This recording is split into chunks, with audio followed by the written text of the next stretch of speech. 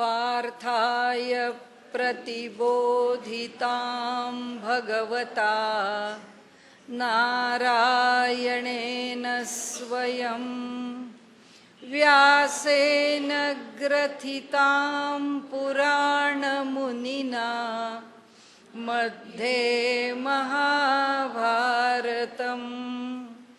अद्वैतामृतवर्षिणीं भगवतीम् अष्टादशाध्यायिनीम् अम्ब त्वामनुसन्दधामि भगवद्गीते भवद्वेषिणीम् प्रपन्नपारिजाताय स्तोत्रवेत्रैकपाणये ज्ञानमुद्राय कृष्णाय गीतामृतदुहे नमः। सद्गुरु प्रपन्नपारिजाताय स्तोत्रवेत्रैकपाणये ज्ञानमुद्राय कृष्णाय गीतामृतदुहे नमः। सद्गुरुं सच्चिदानन्दं केवलं करुणाकरं ज्ञानयोगेश्वरं वन्दे ज्ञानदेवं पुनः पुनः। आपला 7वा अध्याय काल चालू आहे आणि त्याच्यातलंही आपण जे मायेचं रूपक आहे ते आपण घेतो आहोत. तो श्लोक 14वा आहे. दैवी एषा गुणमयी मम माया दुरत्यया मामेव ये प्रपद्यन्ते मायामेतां तरन्ति ते. आता इथे 72व्या ओळीपर्यंत आपण आलोय. आता 73वी ओळी आहे. आता तिचं वर्णन करताना ही माया नदी आहे, त्यामुळे त्या नदीच्या अनुषंगाने सगळं वर्णन घेतलेलं आहे. तर कालपर्यंत आपण पाहिलं की द्वेष, वासना, इच्छा, आकांक्षा या सर्व गोष्टी त्यांनी या ठिकाणी जोडल्या आहेत आणि त्या सगळ्याचा त्या ओघामध्ये कोणत्या ना कोणत्या तरी रूपकाने त्याचा उहापोह केला आहे. जेथ प्रपंचाची वळणे, कर्मांची बोभाणे, वरी तरता ती ओसाणे सुखदुःखांची. मनुष्य जीवनामध्ये प्रपंचामध्ये वळणं आहेत असं म्हटलंय. प्रपंचातली वळणं, वेगवेगळे प्रसंग, वेगवेगळ्या स्थिती, वेगवेगळा काळ, वेगवेगळी परिस्थिती, त्या सगळ्याला प्रपंचाची वळणं म्हटलंय. की आज कुठे जावं लागेल, उद्या काय करावं लागेल. मनुष्याचं सगळं आज ठाकठीक असतं, उद्या एकदमच काहीतरी बिघडतं. केव्हा काय, कसं, कुठे, कुणाला होईल सांगता येत नाही. आणि म्हणून ते म्हणतात हे प्रपंच कसं वळण घेईल ते सांगता येत नाही. कर्मांची बोभाणे, बोभाणे म्हणजे पूर. कर्म आणि अकर्म ह्या दोघांचाही पूर येतो. पूर म्हणजे कर्म सुद्धा कितीतरी प्रमाणात करत राहावंच लागतं. टाळण्याचं कर्म पण तितकंच असतं, म्हणजे अकर्मही तितकंच आहे. त्यामुळे दोन्ही पूर आल्यासारखे भरपूर आपल्या जीवनामध्ये अखंड कर्म आहे सकाळी उठल्यापासून. आणि तरी आपल्याला असं वाटतं की आपलं काहीतरी आज दिवसभरात ठरवलेलं राहिलंच आहे. जे राहिलंय ते आता उद्या पुरं करायचं आहे. म्हणजे बॅकलॉग कधी आपला संपतच नाही, सारखं चालूच आहे. तरी आपण म्हणतो आपण वेळ घालवत नाही. आपण शक्यतो नियोजन करतो, पुष्कळ कामाचे व्याप आपण कमीत कमी करतो, तरी सुद्धा कर्म संपत नाही. म्हणून ते म्हणतात कर्म आणि अकर्माचा पूर जसे लोंढे येतात, पुराचे लोंढे यावेत, तसा हा कर्म अकर्मांचे लोंढे आहेत आणि ते अखंड प्रपंचामध्ये चालूच आहे. बोभाणे, वरी तरता ती ओसाणे. ओसाणे म्हणजे गोंडा, त्याच्यावरती इकडचा तिकडचा कचरा जो असतो तो एकत्र होतो आणि जो तरंगण्यासारखा कचरा असतो तो त्या प्रत्येक लाटेबरोबर आपण पाहतो तो हेलकावत असतो, पुढे पुढे जात असतो, फेसाळत असतो पाण्याबरोबर, पण तो कचरा राहतो. समुद्राच्या ठिकाणी तसंच दिसतं. समुद्र तर फेकतो किनाऱ्यावर, गंगा फेकत नाही, नदी फेकत नाही, पण तिच्या तरंगांवरून ते वाहत असतं, जात असतं. नाही तर समुद्रावरती आपण जसे दिवे लावतो नदीवरती पात्रात, तसे समुद्रावर पण लावले असते, पण समुद्र घेतच नाही. ओहोटी असली तरी सुद्धा समुद्र घेत नाही. तो त्याचा गुणधर्मच आहे की तो फेकत राहतो, तो किनाऱ्यावर टाकतो. त्यामुळे ही नदीवरती जे जातं, कचरा असेल, वरचा पडलेला पालापाचोळा असेल, काही अर्पण केलेल्या वस्तू असतील, त्या सगळ्याला त्यांनी काय म्हटलं इथे, गोसाणे, म्हणजे ते गोंडाळ. त्याच्या ठिकाणी सगळं गोळा झालेलं तिच्यावरती वाहत असतं. ते काय आहे, ते सुख दुःख आहे. जे अर्थ काही नाही त्याला फारसा, असं त्यांच्या दृष्टीने, की जे अगदीच नगण्य आहे, टाकाऊ आहे, असं सुखदुःखांचं स्वरूप आहे. तेवढं जीवन आहे, येतच राहतं, सुखही येतात, दुःखही येतात, हे तर कायम चालूच राहतं. त्याच्यात काय आहे, असं विशेष काय आहे? ते जे काही येतं ते टिकाऊ नाही आहे. सुखही टिकत नाही, दुःखही टिकत नाही, टिकत काहीच नाही. म्हणून ते म्हणतात, रतीची या बेटा, आदळती कामाची या लाटा. त्यांनी असं म्हटलं, माणसाच्या ठिकाणी विषयांची इतकी आसक्ती आहे, विषयांची इतकी आवड आहे की मनुष्य त्याच्यामध्ये वाहावला जातो. आता त्याचं वाहवणं त्याच्याकरता त्या नदीमध्ये, म्हणजे ते स्थिर आहे, त्याचा जो वासना संग्रह आहे, कोणत्या ना कोणत्या तरी रूपात तो सारखा प्रकट होत असतो. म्हणून त्याला बेट म्हटलंय. त्या नदीमध्ये ते बेट वर आलंय तिच्या पाण्यापेक्षा सुद्धा, आणि त्यांनी आपलं स्थान, आपला मुक्काम पक्का केलाय. आणि म्हणून ते सांगतात की हे जे बेट आहे, या बेटावरती आदळती कामाची या लाटा. वासना, विषय, इच्छा, आकांक्षा, या सगळ्याच्या सगळ्या त्या बेट रूपाने त्या माया नदीमध्ये पक्क्या रुजून आपलं स्थान निर्माण करून बसले आहेत. आणि ते दिसतं आहे आपल्याला. म्हणजे आपण आपल्या आयुष्यात काय काय इच्छा करू शकतो. माणूस म्हणतो, चला आपलं घर आहे, आपल्याला काय 3 बेडरूमचा ब्लॉक आहे, 4 झाला तर बरं होईल. 4 बेडरूमचा झाला की मग त्याला असं वाटतं की आपल्याला जरा लांब जावं लागलं तरी हरकत नाही, घर बैठं बांधता आलं तर बरं होईल. संपतच नाही. त्याचं कारण आहे की ते बेट आहे ना, त्या बेटावरती हे सगळं दाखवलेलं आहे, त्याचा सगळ्याचा डिस्प्ले केलेला आहे, ते सगळं आमच्याकरता मांडून ठेवलंय. आणि ते जे मांडून ठेवलंय ते असं शोभिवंत आहे, असं आकर्षक आहे की ह्या जगामधली प्रत्येक गोष्ट आम्हाला हवीशीच वाटते, ती मिळवावीच अशी वाटते. ती मिळाली की आता त्याच्या पुढचं काय, ते मिळालं की आता त्याच्या पुढचं काय. आता परवाचं आपण बघितलं, हल्ली डेस्टिनेशन मॅरेजेस बॉलिवूडमध्ये तर त्याची लहरच आहे. काय समजा म्हणजे नेते वगैरे, मोठी मोठी मंडळी, समाजातली इंडस्ट्रियलिस्ट वगैरे, ही मंडळी आपल्याकडची कार्य अशी डेस्टिनेशन पॉईंटलाच जाऊन करतात. तर अशी ही यांची डेस्टिनेशन मॅरेजेस, त्या मॅरेजेसमध्ये परवाच एक 15 दिवसापूर्वीची गोष्ट आहे की माणसाचं पाहिजे पाहिजे पाहिजे वेगळं वेगळं वेगळं, आपला एक काहीतरी त्याचं इम्प्रेशन, एक ठसा उमटवणे किती संपत नाही. एक ऑस्ट्रेलियातला गुप्ता म्हणून एक इंडस्ट्रियलिस्ट आहेत हिंदुस्थानातले, त्यांना इथेच येऊन मुलाचं लग्न करायचं होतं.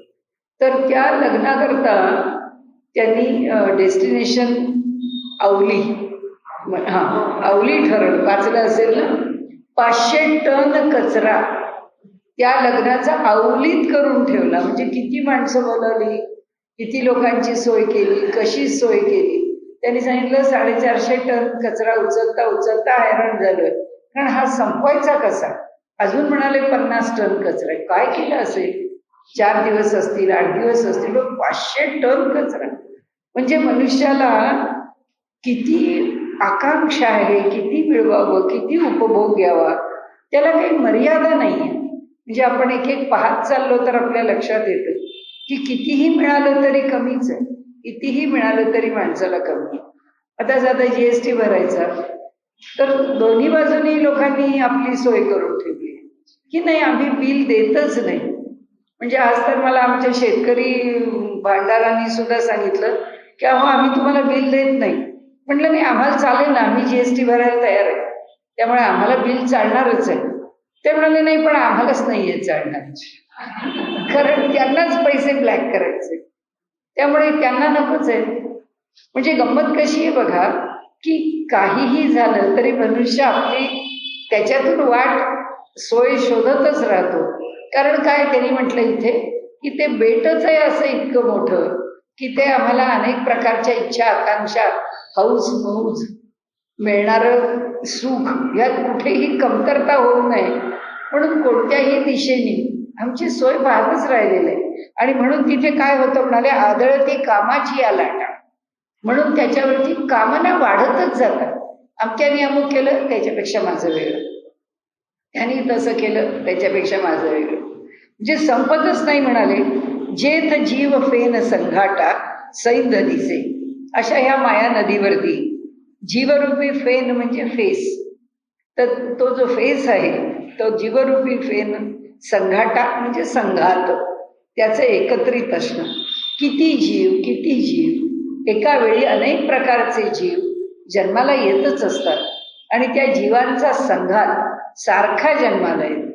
म्हणजे अगदी 1 तारीख 1 नक्षत्र 1 दिवस त्या दिवशी सुद्धा जन्माला येणारी जगामध्ये किती मुलं आहेत, असं त्यांचं म्हणणं आहे. की असा प्रत्येक क्षणाला हा जीव संघात ह्या नदीवरती येतच असतो. जीव फेस रूपाने वर येत असतो.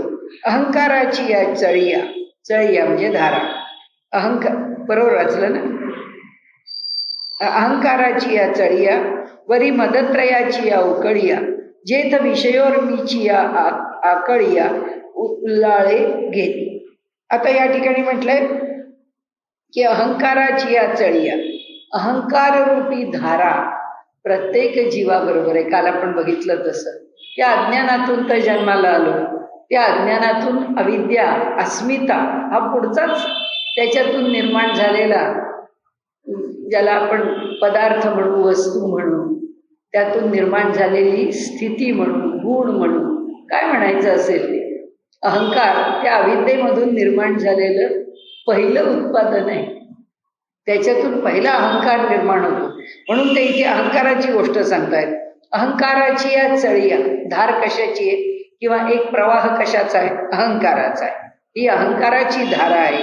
वरी मदत्रयाची या उकळिया, त्याच्यामध्ये मदत्रय म्हणजे मद, माणसाच्या ठिकाणी आजच्या भाषेमध्ये मस्ती. माणसाकडे जी प्रत्येक गोष्टीच्या करता, एक माणसाला पैसा आला की त्याला जग दिसत नाही, त्याच्या डोळ्यावरती त्या पैशाची धुंदी येते. मनुष्याला पुष्कळ यश मिळालं की त्याच्या डोळ्यावर त्या यशाचा कैफ आलेला असतो. अशा प्रकारे ते म्हणाले 3 तर मद मनुष्याचे प्रसिद्ध आहे. एक विद्या मद आहे, दुसरा धन मद आहे आणि तिसरा कुल मद आहे. त्या मदाच्या उकळ्या म्हणजे आम्ही कोणत्या घराण्यात जन्मात, आता सगळी इलेक्शनच त्याच्यावर झाली आहे की कोण सामान्य कुटुंबातला आहे आणि कोण विशेष कुटुंबातला आहे, असं म्हणून त्यांनी इथे म्हटलंय की ह्या 3 गोष्टींचा अभिमान मनुष्याला असतोच असतो. वरी मदत्रयाची या उकळिया, अगदी उसळून त्या ठिकाणी लाटा येत असतात. माणसाला आपल्या विद्येचा गर्व उसळून वर येतो, धनाचा मद उसळून वर येतो. त्याचबरोबर आपलं घराणं, आपलं कुल, आपल्या घरातले मोठे, आपण कसे मोठे, आमची प्रतिष्ठा कशी, हे मनुष्य कधी विसरत नाही. जेथ विषयोर्मीची या आकळिया, जिथे विषयांच्या उर्मी म्हणजे इच्छा, आकांक्षा या कशा येतात, आकळिया उल्लाळे घेती म्हणाले. ह्या लाटा ज्या आहेत, या विषयाच्या उर्मींच्या लाटा, लाटांवर लाटा कशा येतात, उल्लाळे म्हणजे अगदी उडी घेतात, म्हणजे अगदी उंच जशा समुद्राच्या वरतीला लाटा याव्यात तशा विषयाच्या उर्मींच्या लाटा येतात. उदो अस्तांचे लोंढे, उदय आणि अस्त पाडित जन्म मृत्यूचे चोंढे. उदय अस्त दिवस रात्र, काय वर्ष जातं. आपण म्हणतो 19वे साल लागलं ना, तर 7 महिने संपले. काळ कसा भराभरा निघून जातो असं आपण आपल्याकडून जे म्हणतो ते उदय आणि अस्त म्हणजे दिवस उगवला की दिवस संपला असंच म्हणायचं.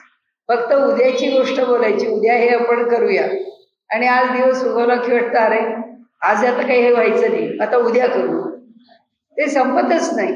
म्हणाले हा उदय आणि अस्त, दिवस आणि रात्र ही इतकी चक्रानी त्या गतीनी वेगाने जात असते, ती कुणाकरताही थांबत नाही. काळ कोणाकरताच थांबलेला नाहीये. त्यामुळे उदय अस्ताचे लोंढे, दिवस रात्र मास संवत्सर या सगळ्याचे लोंढ्यावर लोंढे येत असतात. म्हणजे लाटावर लाटा येत असतात. पाडित जन्म मृत्यूचे चौंढे खळगे करतात. चौंढा म्हणजे खळगा, जन्म आणि मृत्यूचा खळगा पाडत राहतात. एका जीवाबरोबर दोन्ही आलेलंच आहे. जीव जन्माला आल्याबरोबर जन्माचा खळगा आहे, मृत्यूचा खळगा आहे. ज्याचा तो खड्डा भरतो, पुन्हा लेव्हल करतो, निघून जातो. तो गेला की पातळी समानावर आली. पुन्हा दुसरे जीव जन्माला येतात, पुन्हा नवीन खड्डे निर्माण होतात. हे चालू आहे जगाच्या सुरुवातीपासून अंतापर्यंत. हे असंच चालू आहे आणि त्याला अंत असणारही नाही, त्याला सुरुवातही नाही. त्यामुळे हे अनादी कालापासून अनंत कालापर्यंत चालणारा हा जन्म मृत्यूच्या चक्राचा एक गतिमान असा वेगवान असा प्रवास आहे, चालू आहे काळाचा प्रवास. तेथ पांचभौतिक बुडबुडे, तिथे पंचमहाभूतांचे बुडबुडे म्हणजे शरीर. हे खळगे जन्म मृत्यूचे येतात कोणाला? त्या शरीराला.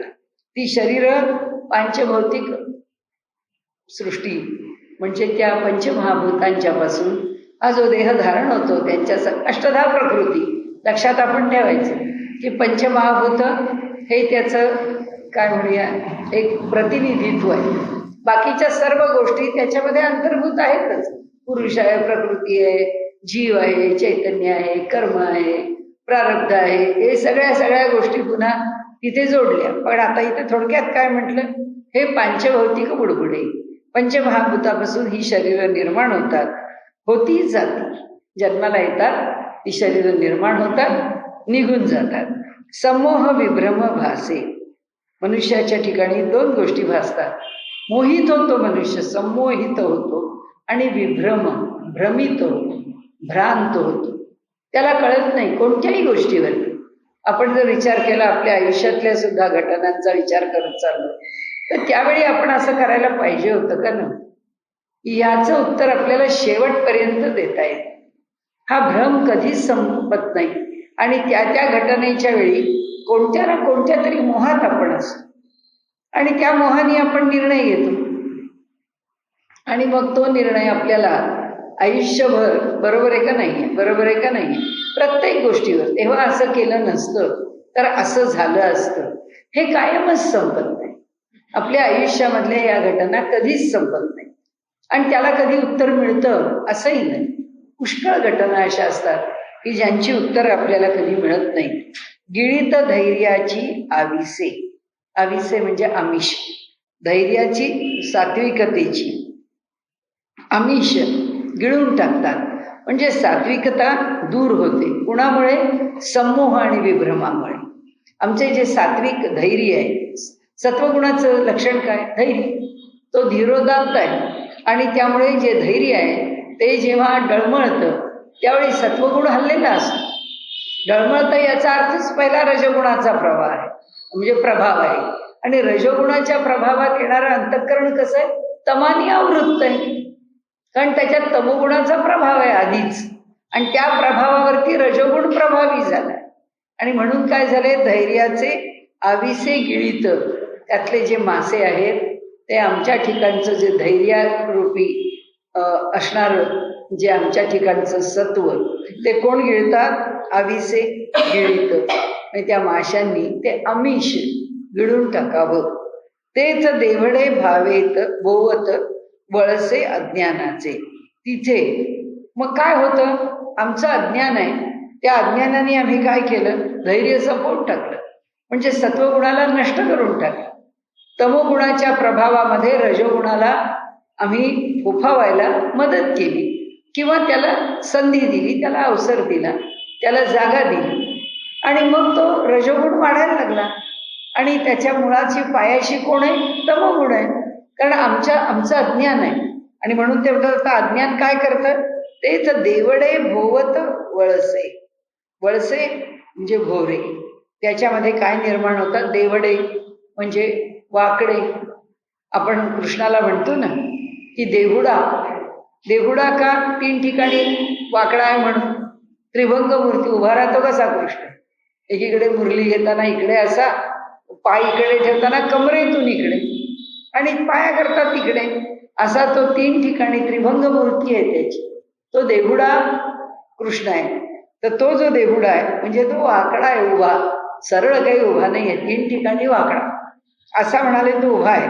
तेथ देवडे भोवत वळसे अज्ञानाचे.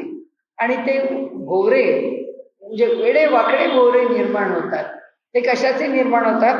अज्ञानाचे निर्माण होतात. भ्रांतीचे नि खडुळे. खडुळे म्हणजे गढूळ. भ्रांतीमुळे गढूळ असा रवले म्हणजे गाळ निर्माण होतो. आणि त्या गाळामध्ये आस्थेचे अवगाळे. अवगाळे म्हणजे फसले. आस्था, आशा जेव्हा अंतःकरणाला व्यापून राहते तेव्हा ते कशामध्ये फसून जातात? भ्रांत होतात. नाही, होईल असं होईलच. साधं सिरियल बघत असताना सुद्धा आपण आपल्या मनाने जेव्हा त्या सिरियलचा शेवट लावत असतो तेव्हा आपल्या दृष्टीने आपला आशादायी शेवट चालू असतो की नाही नाही, हे असं झालं तर बरं. ते असं कोण ठरवणार? तो लेखक लिहिणार. ती कथा काल्पनिक. काम करणारी माणसं दुसरी. आपल्या डोक्याला कथा पण तो लावलेला असतो. हीच भ्रांती आहे.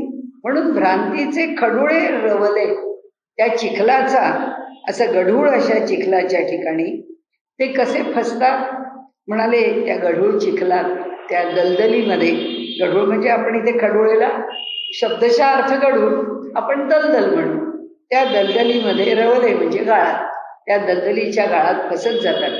अशी तर ठिकाणं आपल्याला कायमची माहिती आहे की ज्या ठिकाणी ज्या दलदलीच्याकडे गेलं तर मनुष्य लगेच खोलात खोलात खोलात जातो, त्याला बाहेर काढताच येत नाही, तो सांगतो. पण जे काही ठिकाणची गाळाची माती किंवा उत्तम काळी माती अगदी आतपर्यंत, तुम्ही अगदी खूप खोलवर जरी खणलं तरी जिथं पाया लागत नाही अशा मातीवर सुद्धा जर भरपूर पाऊस पडला आणि रानात जरी चिखल झाला आणि वरवर जरी असं वाटलं रानात हे वाळलंय आणि एखाद्याने पाऊल टाकलं तर तो खाली खालीच. म्हणजे बघायला जरी अशी दलदल नाही दिसली तरी ती माती इतकी मऊ आहे लोण्यासारखी की त्या मातीतच तो फसत जातो. त्याला वर काढणाऱ्यांना काढणं सुद्धा मोठं अवघड होतं. म्हणून त्यांनी सांगितलंय की तो फसतो कशामध्ये? आस्था म्हणजे आशा. त्याला आशा असते असंच घडेल, होईल होईल. आपण जसं म्हणतो प्रत्येक गोष्टीच्या मागे नाही नाही असं नाही होणार, चांगलंच होईल, असं नाही होणार. म्हणजे दुसऱ्याला धीर देण्याकरता चांगलंच होईल म्हणणं वेगळं आणि माणसाच्या ठिकाणी आशा असणं वेगळं. की होणार, लॉटरीचं तिकीट केव्हा तरी लागणार, ते पैसे आपल्याला आपल्या आयुष्यात मिळणार, हे सगळं जे माणसाला वाटत राहतं ना सारखं, ही सगळी आशा आहे. आशेशिवाय दुसरं काही नाही. आणि म्हणून त्यांनी म्हटलंय की रजोगुणाचे खळाळे.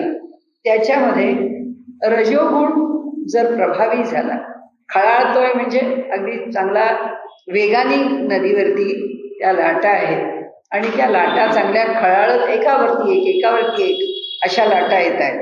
स्वर्गू गाजे. आणि म्हणून हा काय करतो? आशा कशाची? अत्यंतिक सुखाची. सुख कुठे मिळतं? स्वर्गात. आणि त्याच्याकरता म्हणून हा कर्मकांड आचरत राहतो. हे व्रत कर, ते व्रत कर, ते व्रत कर, अशा प्रकारचे उपासना कर, अशा प्रकारच्या एक एक अनुष्ठानांच्या मागे जा, व्रत कर, ती व्रत वैकल्य, या सर्व गोष्टी त्या मनुष्याला अडकवत असतात. आणि कशामध्ये अडकवतात? त्या फळामध्ये अडकवतात. आणि म्हणाले मग काय होतं? स्वर्गू गाजे. ह्याच्या त्या रजोगुणी कर्माच्या ठिकाणी त्याला गाज कशाचा ऐकू येतो? स्वर्गाचा. म्हणजे त्याला एकच दिसत राहतं की या जगात मला उत्तम फळ मिळाली पाहिजे, मला स्वर्गात ते उत्तम फळ मिळेल. तमाचे धारसे वाढ, सत्वाचे स्थिरपण जाड, किंबहुना हे दुवाड माया नदी. आता ते पुन्हा सांगता सांगता थोडेसे थकले, ते आपल्याला म्हणतात की तमाचे धारसे वाढ.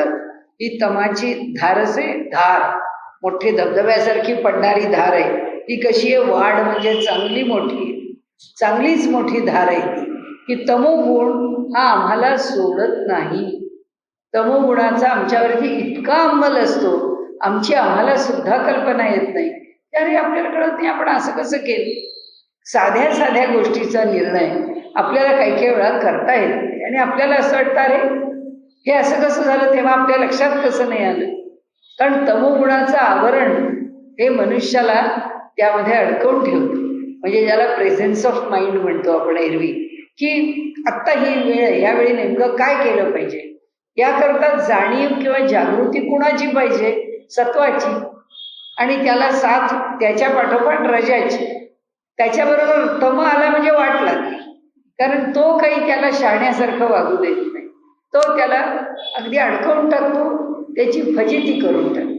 आणि म्हणून त्यांनी इथे म्हटलंय की हा रजोगुणाचा जो खळाळ आहे तो स्वर्ग जसा गाजवतो तसंच आता ह्या सृष्टीचं वर्णन सांगितलं. इथे तमोगुणाचं अत्यंतिक प्राबल्य आहे.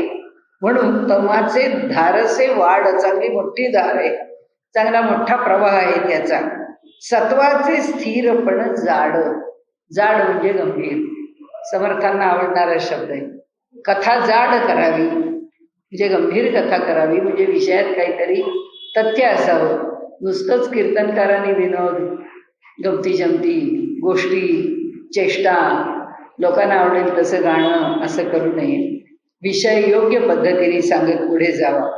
तसं इथे जाड कथा, त्याच्यामध्ये गंभीरपणाने केलेली कथा, विषयाला योग्य न्याय देऊन केलेली कथा.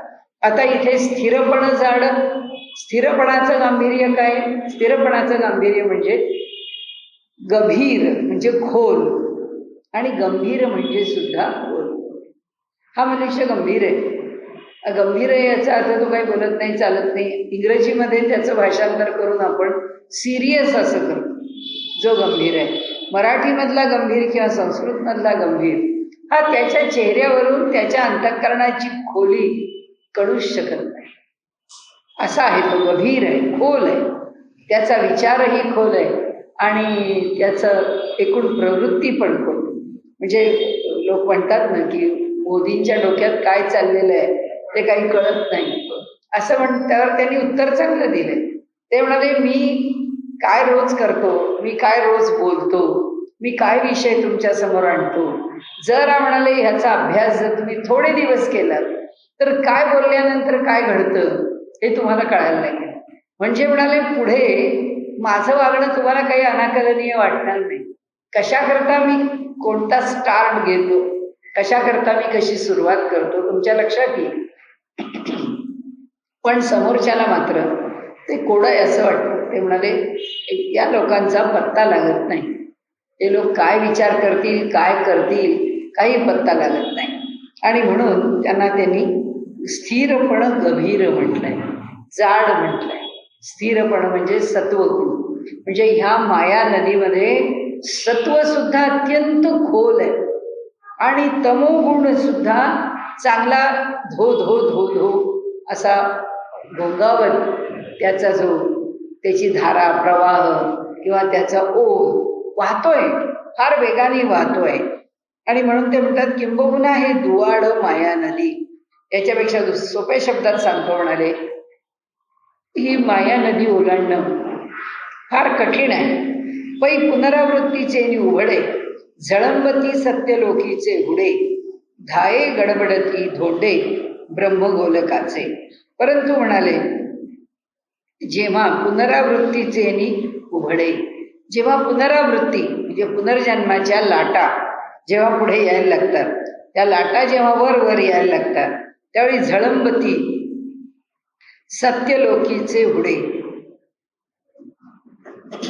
सत्यलोकातले जे बुरुज आहेत, ते जे बुरुज आहेत ते बुरुज धाये गडबडती धोंडे ब्रह्मगोलकाचे. त्या बुरुजांच्या वरती या लाटा उसळी घेतात. म्हणजे असं की जन्म आणि पुनर्जन्म या गोष्टी काही इथल्या इथे घडत नाही. माऊलींना सांगायचंय याचा संबंध भूलोकापासून सत्यलोकापर्यंत आहे. कारण हा जीव त्याचा पहिला जन्म संपल्यावर कुठं जाऊन बसलाय माहीत नाही. जन्म संपला की तो कुठेतरी जातो. तेव्हा काय होतं, त्या सत्यलोकाच्या बुरुजांना हे लाटा ज्या आहेत त्या जाऊन धडकतात. कसं म्हटलंय बघा, पै पुनरावृत्तीचे उबडे. उघडे म्हणजे लाटा. पुनरावृत्ती होणाऱ्या ज्या लाटा, पुन्हा पुन्हा आवृत्ती म्हणजे जन्म मरण, हे जे सारखं चक्र आहे, ह्या चक्रामधल्या ज्या लाटा आहेत, त्या लाटा काय होतात? त्या थेट सत्यलोकापर्यंत भिडलेल्या आहेत. हा जन्म पुनर्जन्माचा सिद्धांत हा या पृथ्वी तलावरतीच फक्त कार्यकारी होतोय आणि त्याचा संबंध आहे असं नाहीये. त्याचा संबंध सत्यलोकापर्यंत आहे. आणि झळंबती सत्यलोकीचे हुड किंवा हुडे म्हणजे खऱ्या शिड्या, सत्यलोकाच्या शिड्यापर्यंत म्हणजे स्वर्गाच्या पर्यंत हे लाटा त्या बुरुजांपर्यंत त्यांच्या उड्या घेतात. धाये गडबडती धोंडे ब्रह्मगोलकाचे. म्हणाले इथे काय होतं? ब्रह्मगोलक, त्या तिथे असणारे त्या बुरुजाचे जे कडे आहेत, त्या कड्यांना असलेले जे धोंडे आहेत, ते धोंडे म्हणाले घरंगळत खाली येतात. ब्रह्मगोलक म्हणाले त्याला त्यांनी असं म्हटलंय की तो थांबतच नाही, त्याला कुठे थांबणं हे माहीतच नाही. आणि म्हणून धाये गडबडती धोंडे ब्रह्मगोलकाचे. त्याचा जो गोलक, याचा अर्थ पूर्ण विश्व, ब्रह्मांड, ब्रह्माचा गोलक म्हणजे ब्रह्मांड. आणि म्हणून तया पाणी याचे वहिलेपणे अजूनही न धरती ओभाणे.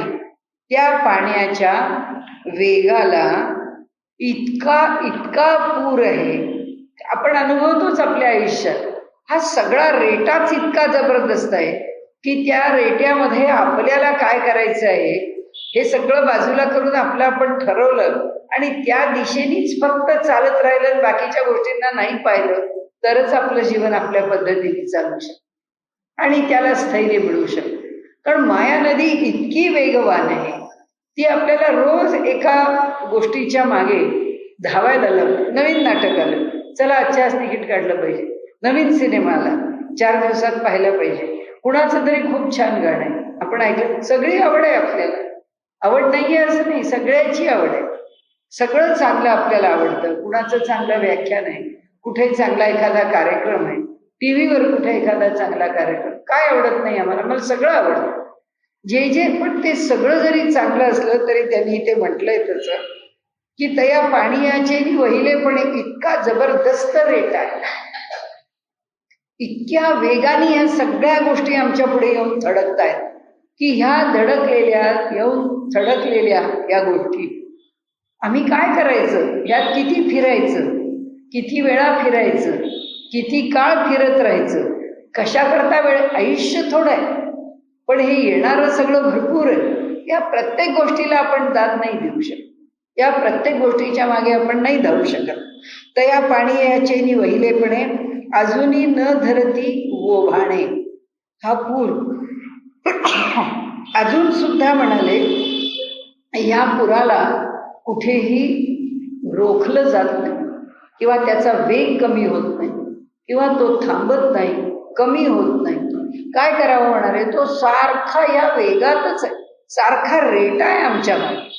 तो जो रेटा आहे या पुराचा, म्हणाले अजूनही न धरती ओभाणे ऐसा महापूर हा कवणे तरी येईल. या अशा महापुरातून कोण तरुण जाईल सांगा? आपण सगळ्याकरता प्रयत्न करतो, आपलं वजन वाढलं डाएट करतो, अन्नावरती नियंत्रण करायचा प्रयत्न करतो, झालं त्या रेट्याच्या बाहेर येतो, त्याला डाएटवर भागत नाही, आता व्यायामाने करू, त्या व्यायामाच्या मागे धावत राहतो, काही काळ करतो, तो व्यायाम पण पुन्हा सुटतो, कारण याच्यापेक्षा हे वेगळं, याच्यापेक्षा हे वेगळं. आता डाएटच्या इतक्या परी रोज बाजारात येतात. आज या पद्धतीने डाएटिंग केलं, एका घरामध्ये 4 लोकांचं 4 प्रकारचं डाएटिंग असतं. हा या मेथडने डाएटिंग करतो, तो त्या मेथडने करतो. ते म्हणतात अहो हे इतकं येऊन आदळत आहे आमच्यावरती की आम्हाला कशाच्या बाजूने जायचं आणि ते किती काळ जायचं आम्ही पुरेच पडत नाही. कोणत्याच गोष्टीला, कोणत्याच जीवन पद्धतीला त्याला आपल्यालाच या सगळ्या वेगापासून बाजूला करून रोखावं लागतं. आणि म्हणून त्यांनी काल, म्हणजे आता इथे पुढेही म्हणतील, कालही आपण बघितलं यमनियमांची घेऊनी जात नगरे. थोडासा ते म्हणतात अष्टांग योगाचा मार्ग पुढे म्हटलंय, तो थोडासा उपयोगाला येतो, कारण तो ह्या सर्व रेट्यात असणारा हा जीव आणि त्याचं शरीर या सगळ्याच्या पलीकडे जाऊन तो त्याला शिकवतो किंवा पलीकडे जाऊन तो त्याला नियंत्रणात आणून देतो, त्याचं मन आणून देतो, त्याची बुद्धी आणून देतो, त्याचं शरीर नियंत्रणात आणून देतो. आणि म्हणून त्यांनी इथे म्हटलंय की त्या पाणी याचे वहिलेपणे अजूनही न धरती ओभाणे, ऐसा महापूर हा कवणे तरी गेलगा कसा करे येथ एक नवलाव. आणखीन एक त्याचं नवल सांगतो म्हणाले, जो जो की जे तरणो पाव, जो जो तरण्याचा उपाय म्हणून तुम्ही काही शोधा, तो तो आपावो होय ते एक, तो तो तो अपायच बनतो. कारण असे ना रोज एक नवीन व्यायामाची पद्धती येते, त्या त्या पद्धतीला आपण अंगीकारत चाललो की त्यावेळेपुरतं थोडंसं बरं वाटतं. ते सगळं कसं आहे माहितीये का, हे भरती ओहोटीसारखं आहे. वजनात काही फार फरक पडत नाही, कधी ओहोटी असते कधी भरती असते, एवढंच असतं, त्यापेक्षा काही फार फरक होत नाही. कोणत्याही आमच्या स्वभावात असो, कशातही असो, आमचं जीवन अन्न खाणं, आपण काही सोडणं, मग त्यानंतर आपल्याला नियंत्रण आलंय असं वाटणं आणि नंतर ते पूर्ण नाहीसं झालंय याचा साक्षात्कार होणं, हे घडतच राहतं. त्याच्यात काही फरक पडत असंच आहे. ते म्हणाले, अहो जो जो उपाय करायला जावा तो आपण त्याच्यापेक्षा फारच काहीतरी अधिक अतिरेकी बनतो आणि आपण या बरे होतो. पूर्वीच बेतानी खात होतो, राहत होतो, आता हे भलतंच काहीतरी करून आपल्या अंगाशी तिसरंच काहीतरी आलंय असं आपल्याला वाटायला लागतं. आणि त्यामुळे त्यांनी इथे म्हटलंय की जो जो मनाला नियंत्रणात आणण्याचा प्रयत्न करावा तो मन दाही दिशा धावायला लागतो. तो मन ते नियंत्रण सोडून फार वेगाने बाहेर पडतं. एक स्वयंबुद्धीचा बाही म्हणाले. आता सगळे प्रकार सांगतो तुम्हाला, लोक कसं करतात. एक आपल्या स्वतःच्या बुद्धीने बाही रिघाले तयांची शुद्धी, त्यांनी आपल्या बुद्धीवर विश्वास ठेवला, आपल्या सामर्थ्यावर विश्वास ठेवला आणि या महापुरात उडी घेतली आणि पोहायला लागले. काय झालं म्हणाले, रिघाले तयांची शुद्धीची नाही. म्हणाले ते निघाले तरुण जाण्याकरता, कुठं सापडलेच नाहीत. कुठं गेले, काय झालं, त्या भोऱ्यात अडकले का त्या प्रवाहात पुढे वेगाने निघून गेले, काय झालं माहित नाही. म्हणाले एक जाणीवेची नि डोही गर्वेची गिळीले. एकानं आपल्या ज्ञानावरती विश्वास होता, नाही आपण या पद्धतीने करणार, हे सगळं आपल्याला प्राप्त होणं असं ज्यावेळी त्यांना वाटतं आणि म्हणाले ते आपल्या ज्ञानाचा मार्ग अनुसरतात आणि त्या अनुसरलेल्या मार्गाने पुढे जातात, तर म्हणाले लक्षात येतं की त्यांच्या ठिकाणच्या अहंकारानेच त्यांना संपवलं. ते काही ह्या माया नदीला तरण्याच्या योग्यतेचे ठरले नाही, ते तिच्याबरोबरच वाहत गेले. एकी वेदत्रयाची या सांगडी घेतली या अहंभावाची या धोंडी, ते मदमीनांचा तोंडी सगळेची गेली. एकाने दुसरा उपाय घेतला, ते म्हणाले तीनही वेदांची सांगडी, जे तरफ किंवा आपण जसं पोहायला नवीन शिकताना कमरेला भोपळा बांधायचा, काहीतरी आपण सोय घेतो की ज्याच्यामुळे पाण्यावर तो तरंगेल, तसं ही जी सांगडी आहे ती वेदत्रयाची सांगडी, म्हणजे ह्या पुरातून वाचण्याकरता म्हणून तो आपल्या कमरेचा भोपळा म्हणा किंवा तरफा म्हणा किंवा ती तरफ म्हणा आपल्याकरता करून घेतो, त्याला पकडून राहतो. ते लाकूड आहे, ते कधीच बुडत नाही आणि त्याला पकडल्यामुळे हाही कधी बुडत नाही. आणि म्हणून अशी ही वेदत्रयांची सांगडी हे पाण्यावरती तरण्याकरता म्हणून त्यांनी घेतलेलं आहे. घेतली या अहंभावाची या धोंडी. पण म्हणाले ही सांगडी घेतली आहे, आपल्याला काही होणार नाही. म्हणजे या वेदांच्या अभ्यासानंतर आपल्याला दुसरं तिसरं काही करण्याची गरजच उरत नाही. हा अहंकार जेव्हा त्याच्या ठिकाणी निर्माण होतो, अहंभावाची या धोंडी, धोंडी म्हणजे धोंडा घातला गळ्यात त्यांनी आपल्या अहंकाराचा, इथे मारे की तरफ घेतलीय किंवा सांगडी घेतलीय. आपल्याबरोबर पूर्वी ते बाळक्या भोपळ्याला कोणी सुकळी म्हणायचे, कोणी सुकणी म्हणायचे, काय असेल ते, तसं यांनी इथे सांगडी म्हटलंय. ही ती सांगड घेऊन, आणि आपण तो शब्द खूप छान वापरतो की आपण या दोन गोष्टींची सांगड घातली. सांगड म्हणजे पकडून ठेवण्याकरता जो आम्ही मधला दुवा दिला ती सांगड आहे. म्हणजे ते पाणी आहे आणि हे शरीर आहे, ते शरीर पाण्यावरती तरण्याकरता जे घातलं आहे ती सांगडी, आणि ती त्याची जी क्रिया आहे ती सांगड. आणि ती सांगड घातल्यामुळे तो पडत नाही, मरत नाही, बुडत नाही. तर इथे त्यांनी सांगितलं की अशा प्रकारे की एकी वेदत्रयाची सांगडी घेतली अहंभावाची या धोंडी ते मदमीनाचा तोंडी सगळेची गेले. त्यांच्या ठिकाणी इतका गर्वातून मध निर्माण झाला की वेद मी घोकलाय, मला जाणलाय, मी त्याचं सामर्थ्य माझ्या ठिकाणी आहे, याचा अहंकार इतका होतो, इतका मद होतो की तो मदरूपी मीन म्हणजे मासा, त्या माशाच्या तोंडात हे सगळेच्या सगळेच गेले. म्हणजे यांचं काहीच शिल्लक राहिलं नाही त्या अहंकार आणि मदामध्ये. एकही वयसेचे जाड बांधले. एकांनी असं म्हटलं की आपण तरुण आहोत आणि आपल्या तारुण्याची म्हणजे कासप पेटी किंवा पेटा म्हटला इथे शब्द त्यांनी, की कमरेला एक पेटारा बांधला जातो की आपण पाण्यामध्ये बुडू नये म्हणून, तर त्याला त्यांनी कास पेटी म्हटलंय किंवा कमरेला लावलेला भोपळा तरण्यासाठी बांधले. मग मन्मथाची एक कासे लागले आणि गेले कुठे. त्यांनी आपल्या ठिकाणी मोठं चांगलं असं तरावं याची सोय करून घेतली आणि गेले कुणाचा हात धरून, तर मन्मथाची एक कासे, मदनाचा हात धरला आणि म्हणाले ते विषय मगरी सांडिले चघळून या. तर ते ह्या भिन्न भिन्न अशा त्यांच्या अंतःकरणातल्या इच्छा आकांक्षांच्यामुळे त्या विषयाच्या मगरीच्या मुखात सापडले आणि तिने चघळून चघळून त्यांना खाऊन टाकले. काही म्हणाले उपयोग झाला नाही. आता वृद्धाप्याची या तरंगा माझी मतिभ्रंशाचा जरंगा तेणे कवळीज ताती पैगा चहूकडे. आता काय झालं म्हणाले, आता वृद्धावस्था. आपल्याला असं वाटतं की तरुणपणी मनुष्य एका दिशेने जात. त्यांनी दिशा आम्हाला दाखवल्या की आम्ही कसे वागतो. बालपणामधलं अज्ञान आहे, बालपणामधली जाण नाही आहे, हे असणारं जे अज्ञान आहे. मग ते अज्ञान सर्व बाजूने पाहिलं तर अज्ञानातून बाहेर पडायला कोणते तरी मार्ग मनुष्य शोधतो. त्या मार्गांच्या मध्ये तो इकडे तिकडे हरवतो. मग पुढे ते म्हणाले की नाही, मनुष्य तरुण आहे आणि त्या तरुण मनुष्याला खात्री आहे की आपण काय हे आयुष्य जे आहे ते आपल्याला हवं तसं आपल्या पद्धतीने बेदरकारपणे आपण जगू शकतो. म्हणाले त्यांचा सुद्धा खात्मा कोणी केला, त्या मगरीने केला. आता म्हणाले तारुण्य संपलं, आता वृद्धावस्था घ्या, की त्या अवस्थेमध्ये म्हातारपणे आता त्यांनी जर काय केलं, आता वृद्धाप्याची या तरंगा त्या वृद्धावस्थेच्या लाटेत म्हणजे काळ पुढे सरकलाय, तारुण्य मागे पडलंय, वृद्धावस्था जवळजवळ येते आहे. त्याच्या तरंगा त्याच्या लाटेत माझी तरंगा माझी मतिभ्रंशाचा जरंगा. वृद्धावस्था यायला लागली की इकडे जरा गडबड सुरू होते म्हणजे माणसाच्या बुद्धीमध्ये भ्रंश सुरू होतो. मतिभ्रंशाचा जरंगा म्हणजे जाळ, मतिभ्रंश होणं जे आपण म्हणतो ना, साठी बुद्धी नाठी, की साठी नंतर निर्णय घेताना काही कळत नाही, बोलत असताना शब्द आठवत नाही, घटना प्रसंग डोळ्यापुढे दिसले तरी पटकन तोंडातून ते शब्द येत नाही. डोक्यात तो शब्द असतो पण जिभेवरती तो शब्द नसतो.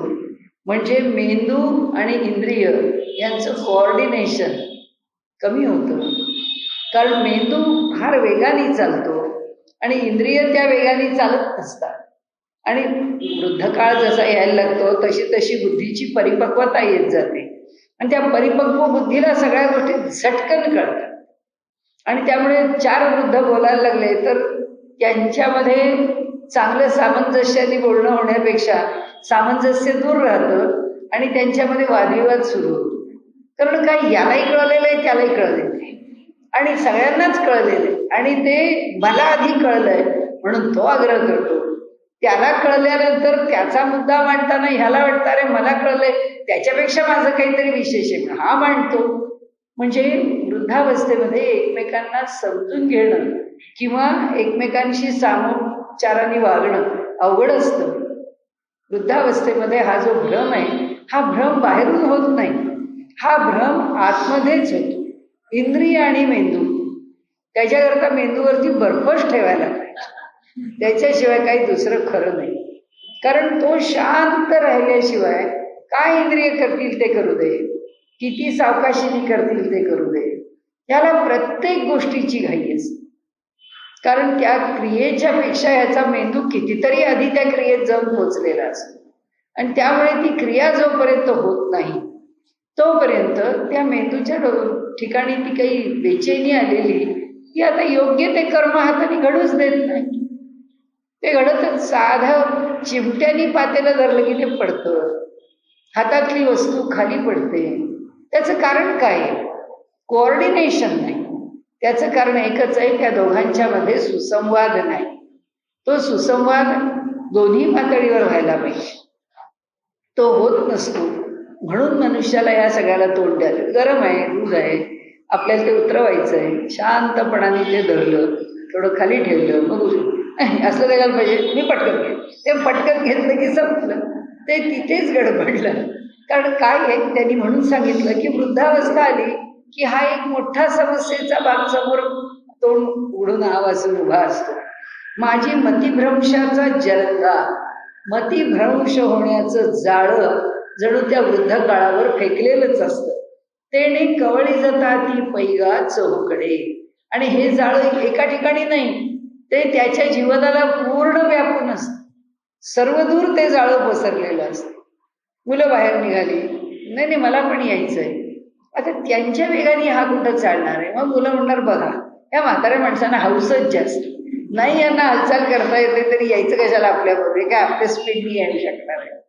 म्हणजे ह्या जो वानप्रस्थ आहे त्या वानप्रस्थाचा विचार योग्यच दिला आहे की वानप्रस्थामध्ये मनुष्याने आपलं जीवन, आपलं शरीर, त्याची कुवत, आपली बुद्धी, आपले विचार, आपल्याला काय रुचतं, केवढं तरी अंतर आहे विचारांमध्ये. तरुण माणसाच्या विचारात आणि वृद्ध माणसाच्या विचारात अंतर आहे. वृद्ध माणसाचा विचार वेलकमिंग आहे, स्वागतार्ह आहे, पण तो घरी बसून खुर्चीवर बसून समोरच्याला सांगितलं आणि त्याच्याबरोबर धावायला लागला तर तो मुळीच वेलकमिंग, आणि तो माणूसच जाचक होतो. त्याचं कारण आहे त्याला ते जमणारच नाही. त्या मुलांचे काय विचार आहेत, ते कसे धावतात, त्या विचारांप्रमाणे त्यांचे निर्णय काय आहेत, ते कसे घेतात, का घेतात, ते त्यांना घ्यावेही लागणार आहे.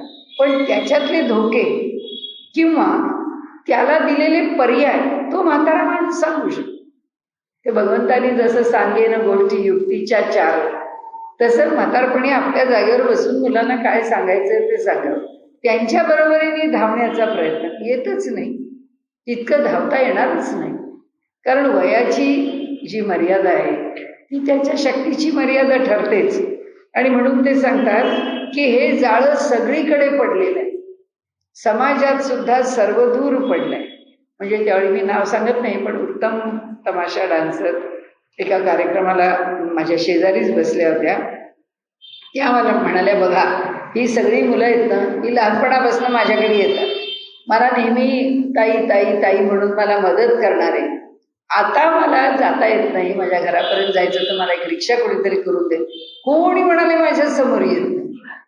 म्हणाले मला कार्यक्रमाला यायचं सुद्धा मी या मुलांना फोन करते की बाबा रे मला घेऊन जा.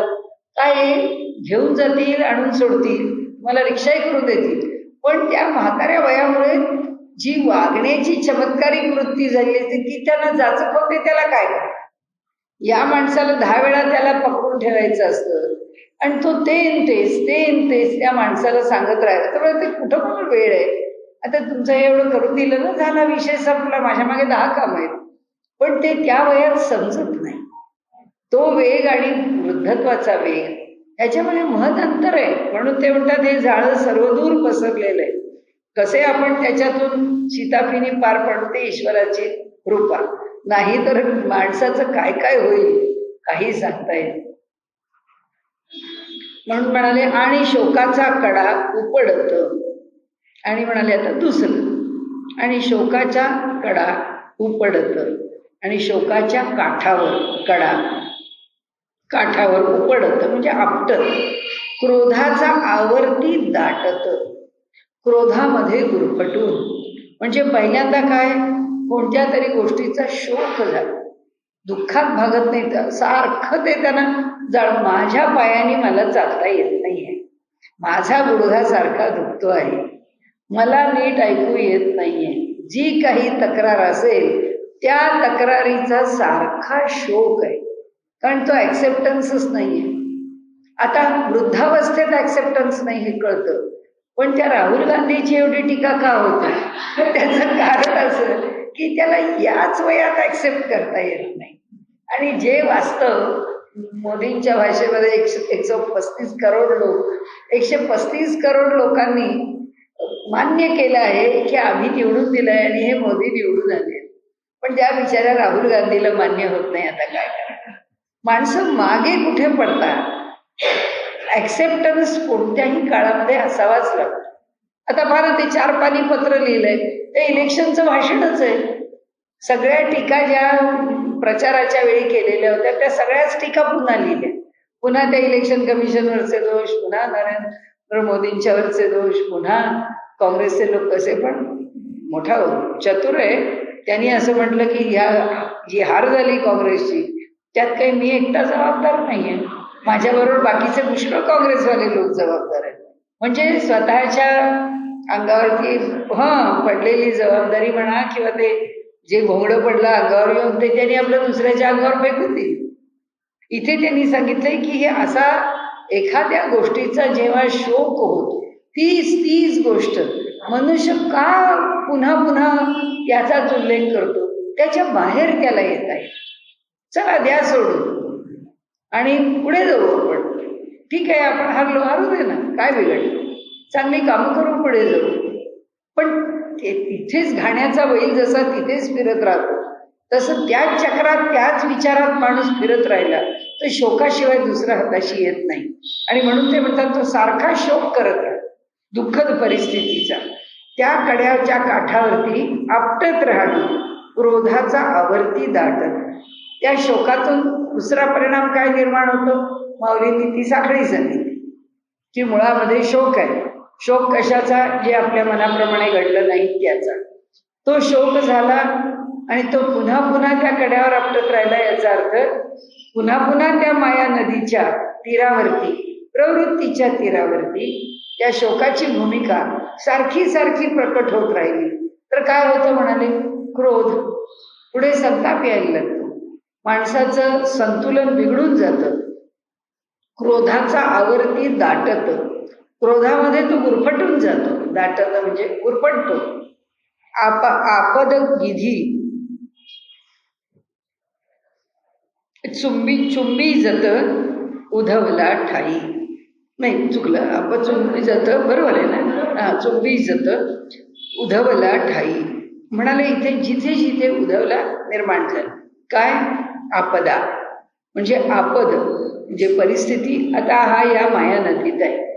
आता एक वेगळ्या पद्धतीने त्यांनी घेतलं की या माया नदीत आहे हा, याच्यापासून याला तरून जायचंय. पण तरताना सारखा काय होतो? त्या नदीच्या किनाऱ्यावरती याचा शोक आदळत राहतो. या शोकामधून त्याला क्रोध निर्माण होतो. आणि मग या शोक आणि क्रोधामध्ये म्हणजे मोह आणि क्रोध या दोघांच्या मध्ये त्याचं वर्तन चुकत जातं किंवा योग्य तसं घडत नाही. त्यामुळे होतं काय? हा आपल्याच हाताने आपल्यावरती संकट ओढवून घेतो. आणि ही जी ओढवून घेतलेली आपद गिधी आणि अशा प्रकारे या आपदा रूपी गिधाड, आपदा गिधी चुंबी जत म्हणाले. काय होतं? ते त्याला येऊन टोचे मारतात. या आपदा सारख्या त्याच्यावर येतात. कारण त्याच्या वागण्यातून तो एक चूक, त्या चुकीतून पुन्हा संताप, पुन्हा शोक, पुन्हा दुसरी चूक, पुन्हा संताप, पुन्हा शोक, पुन्हा तिसरी चूक, या आवर्तातच तो अडकतो आणि उधवला ठाई. आता इथे काय होतं की याच्यातून बाहेर येण्याचा तो जो मार्ग शोधतो उधवला ठाई. जेव्हा या माया नदीत तो बुडत असतो तेव्हा त्याला वाटतं नाही ह्याच्या बाहेर आलं पाहिजे, म्हणून याच्या बाहेर येण्याकरता तो धडपड करतो. ती बाहेर येण्याकरताची जी धडपड आहे तेव्हा त्या नदीच्या वर त्याचं डोकं येतं. नदीच्या वर तो आपला देह आणायचा, तो गटांगळ्या खात असतो, तो वर येतो.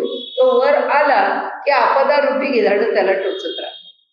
म्हणजे तो वर येण्याचा प्रयत्न कशाने करतो? ते म्हणतात त्याचं शोक आणि त्याचा क्रोध सुटलेलाच नसतो. शोक क्रोधाच्या साह्याने तो असा बाहेर पडू शकत नाही.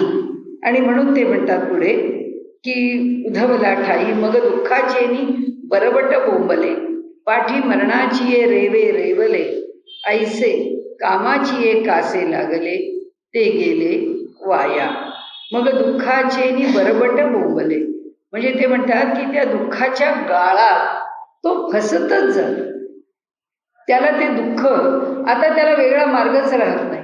मग आताच्या सायकोलॉजीचा विचार घेतला तर ते म्हणतात त्याला दुःख करत बसणं, दुःख उगाळत बसणं, म्हणजे त्याचे अटेन्शन सिकिंग, अशा सिम्पटम्स त्याला यायला लागतात. कारण का तर अटेन्शन सिकिंग करता हे सगळं त्याला आवश्यक वाटायला लागतं आणि मग तो दुःखालाच कुरवाळत बसतो. आता हे असं खरं की खोटं तो भाग सोडून द्या, पण इथे त्यांनी म्हटलंय त्याप्रमाणे की एका पाठोपाठ एक त्या दुःखांच्या नंतर त्याला प्रत्येक गोष्ट त्याच पद्धतीने स्वीकारायची सवय होते. मग दुःखाचे नि बरबटे बोंबले, म्हणजे त्या दुःखाच्या बरबटामध्ये म्हणजे चिखलामध्ये हा त्या रवरवामध्ये हा सारखा फसतच जातो, संपतच नाही त्याचं. पाठी मरणाची ये रेवे रेवले, त्याच्या शेवटी मरणाच्या गाळामध्ये हा फसत जातो. कामाची ये कासे लागले, ते गेले वाया. आणि म्हणून तो इथे म्हटलं आहे की अशा प्रकारे काहीतरी कामना डोक्यात घेऊन त्याच्या मागे जर मनुष्य अनाठाई धावत राहिला तर हीच सगळी साखळी आहे. या साखळीमध्ये ते मनासारखं होत नाही म्हणून शोक आहे. शोक अंतःकरणाला क्रोधामध्ये प्रविष्ट करतो. तो क्रोधी झाल्यानंतर त्याला दुःख निर्माण होतं. ते दुःख, त्या दुःखाच्या बाहेर येण्याकरता तो ह्याच अशा तमगुणामधून काही ना काहीतरी प्रयत्न करतो. तो प्रत्येक प्रयत्न अयोग्य ठरतो. मग तो अयोग्य ठरतो म्हणजे त्याला उपमा काय दिली की त्यातनं बाहेर यायला बघितलं की तो गिधाडं त्याला चोची मारतं. म्हणजे दुःख पुन्हा आहेच, कारण बाहेर येण्याचा मार्गच योग्य धरत नाही. मग काय करणार? म्हणजे आज सुद्धा काँग्रेसने पुन्हा चांगल्या पद्धतीने व्यवहार सुरू केला तर कोण त्यांच्या त्या मागच्या व्यवहारावरती त्यांच्याशी भांडणं करत बसणार आहे? पण त्यांना सुधरतच नाहीये अजून की दुसरा मार्ग आहे की जो मार्ग आपला तरणोपाय आहे. जे हे उदाहरण अगदी ढळढळीत आहे आपल्याचं. त्यांचे ते स्वतःचे खड्डे खणत बसलेले आणि तिथल्या तिथेच अडकून पडलेले, त्यांना जमतच नाहीये बाहेर पड. त्या खरग्यांना बाजूला केला तरी तो अभिनंदन चौधरी तेच करतो. म्हणजे माणसं बदलली तरी पुन्हा प्रवृत्ती बदलून व्यवहारच करत नाही. म्हणजे इथे जे त्यांनी म्हटलं आहे तसं आम्हाला जर एकदा कळलं की हे केल्यानंतर हे योग्य नाहीये, ही काही आपल्याला आपलं यश मिळवण्याची पद्धती नाही. जरा दिला तर सोडून विचार आपण की आपल्याला कळलं की या मार्गाने आपल्याला यश नाही मिळत, चुकलं असेल, बरोबर असेल, योग्य असेल, अयोग्य विषय तो सगळा गौण आहे. महत्वाचं काय आहे, त्या दुःखातून आम्हाला बाहेर पडायचं, त्या अपयशातून आम्हाला बाहेर पडायचं. त्याच्याकरता मार्ग शोधा, अन्य मार्गाने पुढे चला, एवढंच त्यांना इथे म्हणायचंय आपल्याला.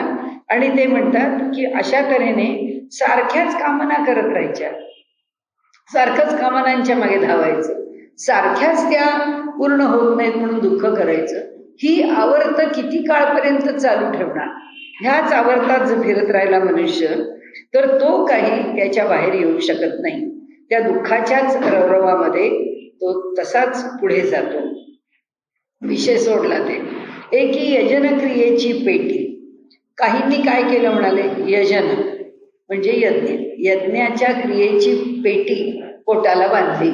ते जे बांधलं जातं ना, पाठीवरती बांधून घेऊन लोक पोहतात, तसं त्यांनी आपल्या पोटाला म्हणजे त्या लाकडाच्या तर्फेची केलेली पेटी बांधली. ती पेटी बांधून तो पोहायला गेला, म्हणजे ह्या माया नदीमध्ये. ती पेटी कशाची? यजनाची, म्हणजे यज्ञाची. बांधवणी घातली पोटी, ते स्वर्ग सुखाचा कपाटी शिरकोनी ठेले. आता काय झालं म्हणाले, हे इकडच्या वरच्या कामना प्रकरण सोडलं तरी यज्ञ करणारा तरी काय कामना सोडतोय का म्हणाले? त्याला सुद्धा स्वर्गाच्या सुखाची कामना आहेच. स्वर्ग कामो यजेत, स्वर्गाकरता यजन करतो. आता स्वर्गाच्या प्राप्तीकरता यजन करतो म्हणजे पुन्हा इच्छा, पुन्हा कामना, पुन्हा त्या कामनांचं जे चक्र आहे, दुष्टचक्र, ते त्याला भोगावंच लागणार आहे.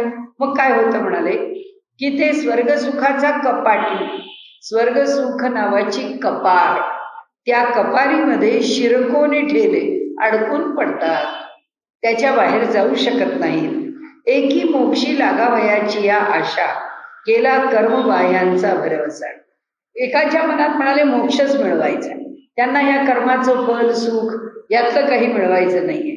आणि दुसरा म्हणाले प्रकार किंवा मी आपल्या पुढे मांडतो म्हणतात ते, तर तिथे त्यांनी सांगितलं मग त्यांनी काय केलं, त्यांनी कर्मबाह्यांचा भरवसा, कर्मरूपी बाहूंचा भरवसा म्हणजे बल कशाचं घेतलं, कर्माचं, आणि कर्माचं बल घेऊन त्याच्यावर भरवसा ठेवून त्या क्रिया करायला लागले. म्हणजे यज्ञकर्म म्हणा, विहित कर्म म्हणा, स्वधर्माचं आचरण म्हणा करायला लागले. परी ते पडिले वळसा विधी निषेधांचा. पण आता जेव्हा त्यांनी असं ठरवलं की आता आपण आपल्या कर्ममार्गाने म्हणजे योग्य ते विहित कर्माचं आचरण करत पुढे जायचं, आता त्यांना अडकाठी कशाची आली, विधी निषेधांची. हे कर्म असं करावं का असं करावं, हे केल्यामध्ये आपल्याला पुण्य आहे का हे न करण्यामध्ये दोष आहे, ह्या सगळ्या गोष्टीचा उहापोह म्हणाले काही संपत नाही. तो तिथे अडकतो जेथ वैराग्याची नावं न रिगे. ज्या ठिकाणी वैराग्य पोचू शकत नाही, वैराग्यरूपी नौकेत हा चढून बसला तरी ती नौका सुद्धा त्याच्यावर तरू शकत नाही. विवेकाचा तागा न लगे. विवेकाचा तागा म्हणजे नाव पुढे ढकलण्याकरता जो वेळू हातामध्ये घेतलेला असतो आणि त्यांनी तो ती नाव पुढे नेत असतो. ही नाव वल्हवण्याकरता जे उपयोगाला येतं ते वल्ह काय घेतलंय म्हणाले, विवेकाचं वल्ह आहे. विवेकाचं वल्ह सुद्धा पुरे होत नाही. आणि आपण 6व्या अध्यायामध्ये अनेक वेळा हा विषय घेतला की योगी जेव्हा स्वतःच्या जीवावरती लढत पुढे जायचं म्हणतो, मोक्ष मिळवायचा म्हणतो, त्या योग्याला एकट्याला पुढे जाता येत नाही. त्याचं कारण असं की त्याच्या बळावरती स्वबळावर त्याला तरुण जाणं अवघड आहे. हे जेव्हा योग्याच्या लक्षात आलं की अरे हे फार कठीण आहे, मग हे कठीण आहे तर कशाची आवश्यकता आहे, ईश्वराच्या कृपेची आवश्यकता आहे.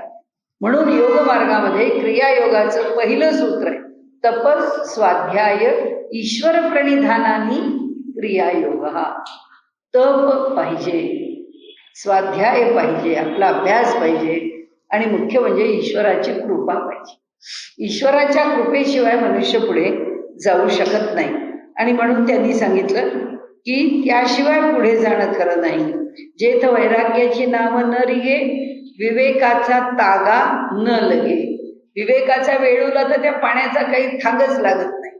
ते कसं काय हे पाणी ओलांडायचं आणि आपली नाव कशी पुढे न्यायची. वरी काही तरो ये योगे तरी विपाय येतो. त्यावरती काहीतरी योग म्हणजे अष्टांग योग क्वचित उपाय होऊ शकतो. ते म्हणतात नाहीच. म्हणजे स्वतः ज्ञानेश्वर माऊलींनी सुद्धा अष्टांग योग हा उपाय आहे असं म्हटलेलं नाही.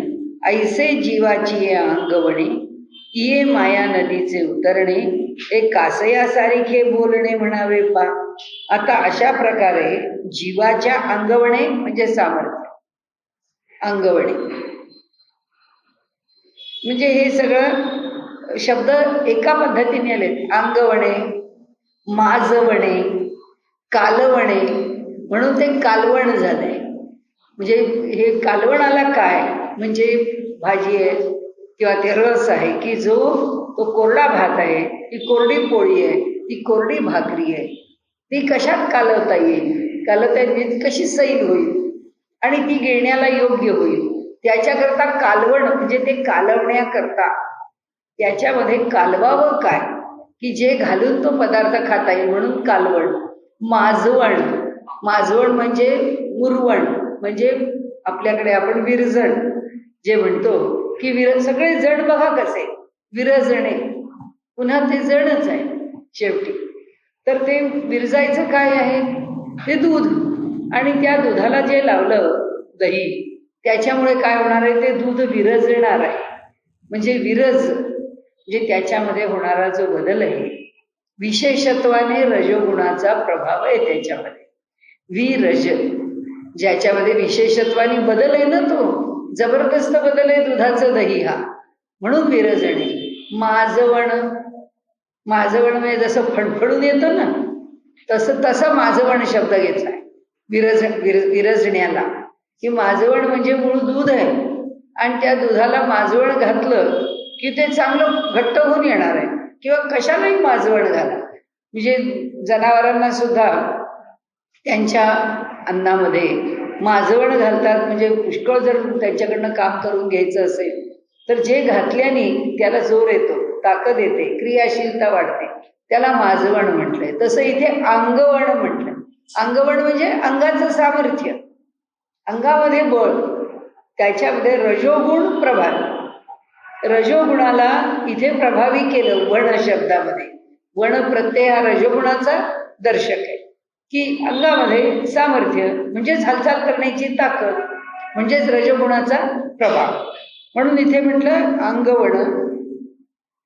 इये माया नदीचे उतरणे, हे कासयासारिखे बोलणे म्हणावे पा. अहो, जीवाच्या आपल्या स्वतःच्या सामर्थ्यावर ही माया नदी तरून जावी असं म्हणणं हे काय बोलणं आहे? हे कासयासारिखे बोलणे म्हणावे पा. हे कशासारखं बोलणं म्हणावं? आता त्याचे दृष्टांत पुढे दिले की हे कशासारखं आहे. तर आज आता आपली वेळ झाली आहे, पुढच्या वेळी